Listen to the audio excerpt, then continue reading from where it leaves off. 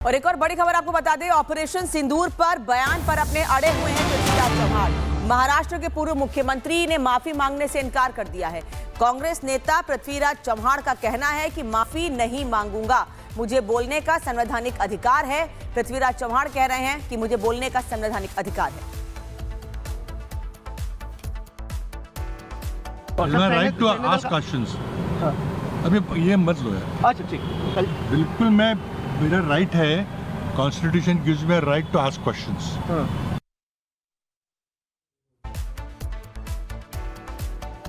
तो पृथ्वीराज चव्हाण जो कि महाराष्ट्र के पूर्व सीएम रहे हैं, उन्होंने ऑपरेशन सिंदूर पर सवाल खड़े किए थे, लेकिन अब वो कह रहे हैं कि मुझे कॉन्स्टिट्यूशन ने अधिकार दिया है कि मैं सवाल पूछ सकता हूं, लेकिन सवाल ऑपरेशन सिंदूर पर, सवाल सेना के शौर्य पर, लेकिन इस पर कांग्रेस या खुद पृथ्वीराज चव्हाण की ओर से कोई बयान नहीं दिया जा रहा है।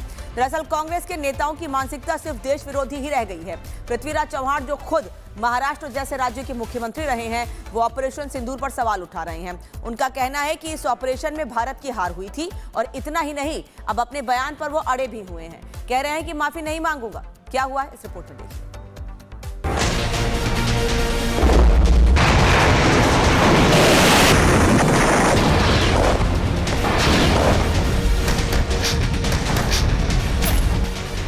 देश में सैनिकों के पराक्रम पर सवाल जीवियों ने एक बार फिर से गुस्ताखी की है। जय जवान जय किसान के नारे वाले देश में सबूत मांगो गैंग ने कुटिलता भरे स्वर में सवाल पूछे हैं। वो पाक परस्त गैंग जो कदम कदम पर सेना के शौर्य पर सवाल करते नहीं थकता है, उसने इस बार भी पाकिस्तान की वाहवाही बटोरने में पराकाष्ठा कर दी है। ऐसा इसलिए है क्योंकि ऑपरेशन सिंदूर पर कांग्रेस के वरिष्ठ नेता और महाराष्ट्र के पूर्व मुख्यमंत्री का ये पहले बयान सुनिए।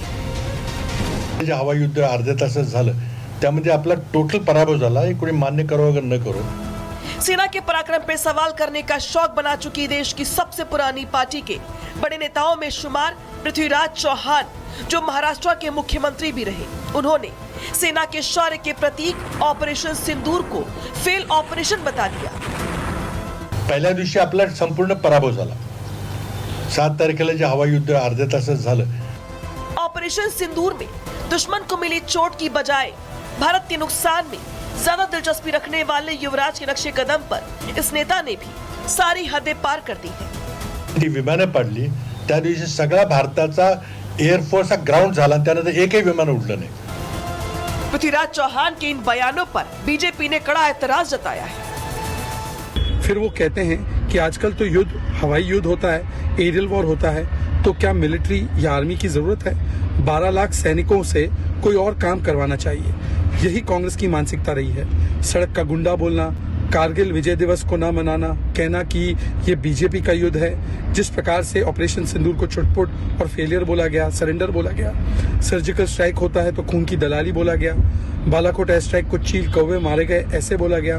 ये वही लोग हैं जिन्होंने जब 26/11 हुआ तो कोई कार्रवाई नहीं की, मोस्ट फेवर्ड नेशन स्टेटस दिया और पाकिस्तान को क्लीन चिट दिया। पृथ्वीराज चव्हाण के बयान पर देश में एक बार फिर विपक्ष का पाक परस्त एजेंडा बेनकाब हो गया है, लेकिन सवाल जीवी गैंग ये भूल जाता है कि कैसे समय समय पर हमारे योद्धाओं ने करारा जवाब दिया है। तो मैं उसके बारे में आज भी कुछ नहीं बोलूंगा कि क्या हुआ, कितना नुकसान हुआ, नहीं हुआ, कैसे हुआ, क्या कुछ नहीं बताना चाहिए, क्योंकि उनको पता करने दो ना। जैसे हम भी तो कुरेद के निकाल रहे हैं ना, हमने क्या कर पाए हम लोग, तो उनको भी निकालने दो। You tell me one photograph, one imagery. In, these days, these imageries are from the satellites all over the world. They are this thing, which shows any Indian damage being done. ऐसे में सवाल उठाने वाले ये नेता जिस राज्य का नेतृत्व कर चुके हैं, उसकी जीडीपी पूरे पाकिस्तान से भी ज्यादा है, लेकिन पृथ्वीराज चव्हाण शायद ये भूल गए हैं कि ये भारत के जाबाज हैं, जिन्हें पाकिस्तान के 2 टुकड़े करने और युद्ध रुकवाने के लिए झुकाना अच्छी तरह आता है। Bureau report, Republic Bharat. और अब कांग्रेस के दूसरे नेता खुद पृथ्वीराज के बयान पर कुछ भी बोलने से बचते नजर आ रहे हैं। कांग्रेस सांसद प्रमोद तिवारी ने रिपब्लिक भारत से बातचीत की, क्या कहा सुनिए।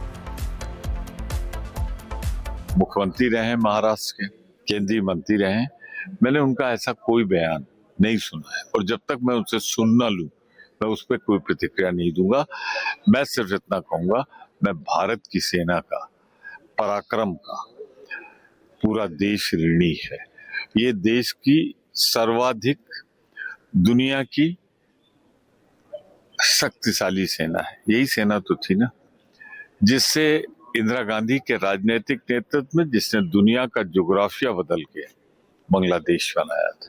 तो ये तो राजनीतिक नेतृत्व पे होता है, कैसा राजनीतिक नेतृत्व मिला। मैं ये जरूर कहूंगा कि इसके बारे में जो उनके अध्यक्षों ने भी, थल सेना अध्यक्ष, वायुसेना अध्यक्ष, तमाम लोग बोल चुके हैं, पर मैं उसी बयान पर विश्वास करूंगा जो पाक का जो सेना का अधिकृत बयान। वहीं बीजेपी के सांसद राजकुमार चाहर ने कांग्रेस की इसी मानसिकता पर सवाल उठाया है और कहा है कि पार्टी की हताशा, निराशा, उनका प्रलाप और विलाप ये पूरे देश की जनता देख रही है, पूरी दुनिया भी देख रही है। ऑपरेशन सिंदूर पर वो अपनी भाषा पर नियंत्रण नहीं रख पा रहे हैं, वो पाकिस्तान की भाषा बोल रहे हैं क्योंकि कांग्रेस के नेता पाकिस्तान को सपोर्ट करते हैं। सुनिए। कांग्रेस पार्टी की हताशा, निराशा, उनका प्रलाप और विलाप ये पूरे देश की जनता देख रही है, पूरी दुनिया भी देख रही है। ऑपरेशन सिंदूर पर प्रश्न चिन्ह करना, वो भाषा बोलना जो पाकिस्तान की सेना बोलती है, जो मुनीर भाषा बोलता है वो चौहान बोल रहे हैं। तो मैं समझता हूं कि भाई देश के बन के रहो। ऑपरेशन सिंदूर को पाकिस्तान जानता है किस प्रकार उसका ऑपरेशन सिंदूर माननीय प्रधानमंत्री जी के नेतृत्व में भारतीय सेना ने किया, उसका गौरव पूरी दुनिया जानती है कि ऑपरेशन सिंदूर की धमक क्या थी। तो मैं समझता हूं कि इस तरह की भाषा ये बता रही है कि कांग्रेस पार्टी शहजादे के नेतृत्व में पूरी तरह से डिप्रेशन में चली गई है। उनको आवश्यकता है ईश्वर उनको सद्बुद्धि दे और भारत के खिलाफ बोलकर वो क्या कहना चाहते हैं। लेकिन सर आपको नहीं लगता कि हमें अपने सेना का मनोबल बढ़ाना चाहिए? विपक्ष के नेता लगातार इस तरीके से बयानबाजी कर रहे हैं। देखिए, मैंने आपसे कहा कि पाकिस्तान की भाषा बोलना, ये शब्द का प्रयोग कोई पाकिस्तानी ही कर सकता है, पाकिस्तान की सेना कर सकती है। वो भारत का एक जिम्मेदार नागरिक कर रहा है जो राजनीतिक क्षेत्र में एक प्रदेश में स्थान रखता है। तो मैं समझता हूं कि इस प्रकार की जो बयानबाजी है, ऐसे लोगों को तो बड़ी कार्रवाई भी होनी चाहिए, क्योंकि भारत के खिलाफ कोई भी मुंह उठाता है, कुछ भी बोल देता है। सेना के मनोबल को तोड़ने की कोशिश करना, सेना का अपमान करना, जो किस प्रकार से बॉर्डर पर खड़े होकर लड़ाई लड़ रहे हैं और हमारी रक्षा कर रहे हैं। हम सुरक्षित हैं और सेना के कारण सुरक्षित हैं। तो इस प्रकार के बयानबाजी वालों को मैं तो कहता हूं कि कांग्रेस को शायद अब बुद्धि कभी आएगी नहीं। और एक और बड़ी खबर आपको बता दें, ऑपरेशन सिंदूर पर बयान पर अपने अड़े हुए हैं पृथ्वीराज चव्हाण। महाराष्ट्र के पूर्व मुख्यमंत्री ने माफी मांगने से इनकार कर दिया है। कांग्रेस नेता पृथ्वीराज चव्हाण का कहना है कि माफी नहीं मांगूंगा, मुझे बोलने का संवैधानिक अधिकार है। पृथ्वीराज चव्हाण कह रहे हैं कि मुझे बोलने का संवैधानिक अधिकार है। Right to ask questions. अभी ये मत लो यार। अच्छा ठीक, बिल्कुल, मेरा राइट है, constitution gives me right to ask questions.